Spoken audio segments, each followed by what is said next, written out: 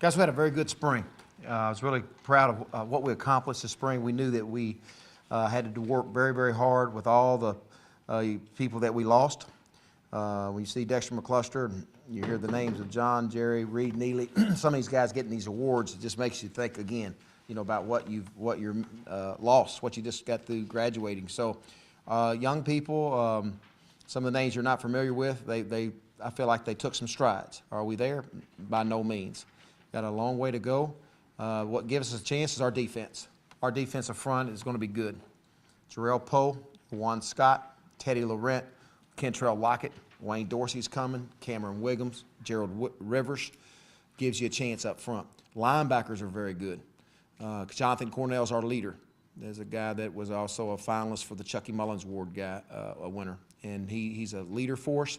He understands the calls that Tyrone sends in. He gets guys lined up. And I've been very proud of his leadership. Then you have Joel Kite, D.T. Shackelford, Alex Williams, Alan Walker, all right there that are doing a good job. Again, let me go back with Alan Walker along with Jonathan Cornell. Both those guys have been leaders. Secondary is much better than I thought going into spring. I think we're going to be better than I anticipated, and we can continue to get better. And corners got to keep working. They're the least experienced. You lose Marshae Green, you lost Cassius Vaughn, so you lose a lot of experience out there. Our safeties, Johnny Brown, Fawn Ingram, and Damian Jackson, they've been excellent. And they got to just keep coming, have a good summer. Offensively, our tackles give us a chance with Bobby Massey and Bradley Sow because they have the most experience. The inside guys have got a ways to go. We got to get better. Our center, A.J. Hawkins, is actually manufactured a little bit because he probably could be doing a little bit better job at guard where he doesn't have to think more about snapping the ball, but we need him at center right now. Evan Swindoll is right there, but he's just young, and he got welcomed to SEC football every day going against Jarrell Poe. So that's our weakness right there. Receiver-wise, Jesse Grandy got to continue to be our go-to guy. Lionel Bro and Marquise Summers keep coming. Marquise can be a big play threat for us. And then Jamez Logan, we need a younger guy to step up to get in that rotation, probably a Vince Sanders or a Q. But Melvin Harris shows signs, spurts, but he's got to be more consistent. And then running back, I feel good about. I feel good about because we have numbers.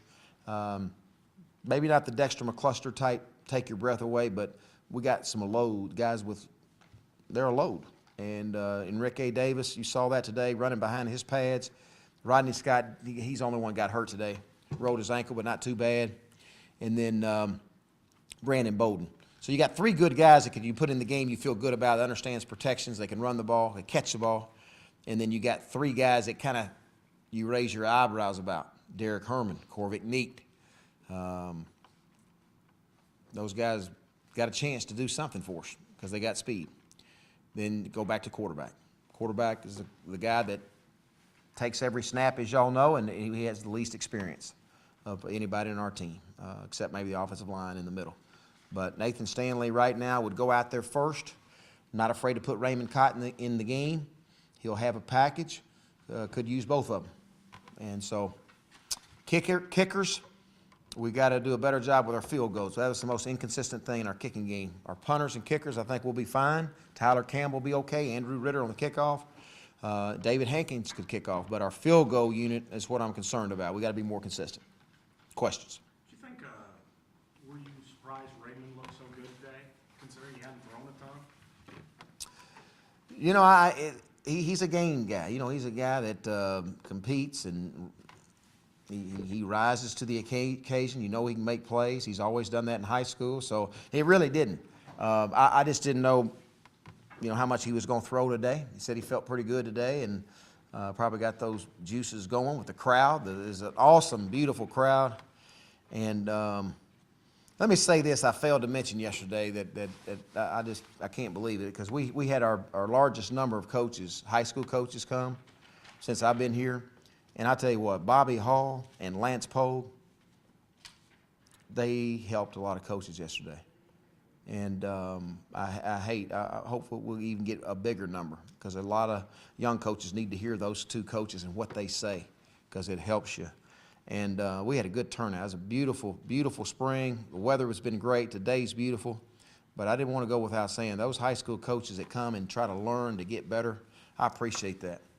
And especially Bobby Hall and Lance Pope. But getting back to Raymond Cotton, athletic guy. Athletic guy. We got to just keep him going. We got to check with the doctors and see how we're going to manage that. But you know, he didn't have it torn in high school. He did not have it torn. Didn't have a torn labrum, or didn't know about it. And so the MRI showed that, and this is the first they found out about that. But the thing you love about Raymond, he's always ready to go. I'm ready. I'm ready to go. Houston, you said you played back and got here with everything you think? I just want to get him here first. Get him here, and let's see how he does. But he looks good too on film, so we'll see. What gives us the best chance? How big a difference is it right now between the two you had, Stanley and Cotton? Between both of them? Yeah, is there a big gap? Nathan's probably a little ahead of him as far as the entire playbook, because Raymond missed about 4 days of spring, and that hurt him. So I put Nathan a little ahead. But the thing about Raymond is he can run option, he can sprint out, he can do a few things like that that keeps him off balance. So you would have, you wouldn't be opposed to having two different packages? Oh, no, I wouldn't oppose that. We've done that before, where you have a guy that you give him a package of what they can do, what they can execute. Nathan can do all of it right now. I would shorten Raymond's, but Raymond would be very effective with what he's given. Houston, would you talk about those? Stanley had touchdown drives, 2 in each half, started each half with 2.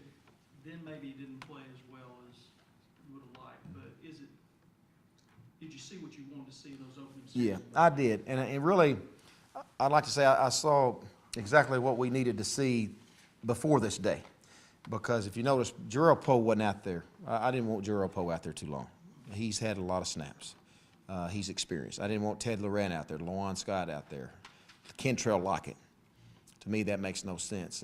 We've had a good physical spring. So, you know, your first team unit wasn't out there. And so what I judged today is just like the young guy, like a Jamez Logan. He can't drop that ball.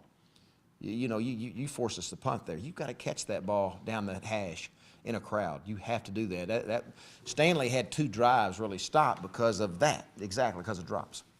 Guy really jumps out at you is that long, tall receiver, number 5. Melvin Harris.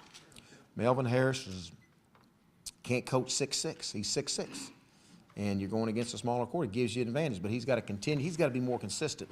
He wasn't consistent enough in the spring. But he's just what you said, though. You see flashes of, man, look at this guy. And then he got in the end zone today. He's faster than you think.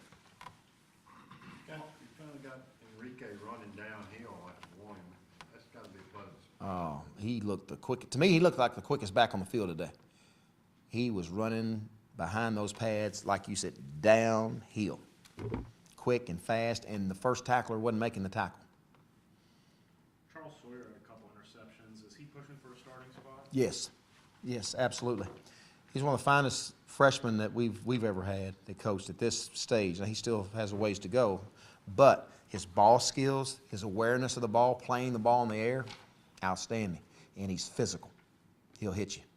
There were a lot of total yards today and stuff like that. Yeah. I mean, were you upset with how the defense played? or No. did you think they did okay? Like we mentioned, Lawan Scott sideline, Jarrell Poe sideline, Kendra, they were on the sideline. I wouldn't worry about that.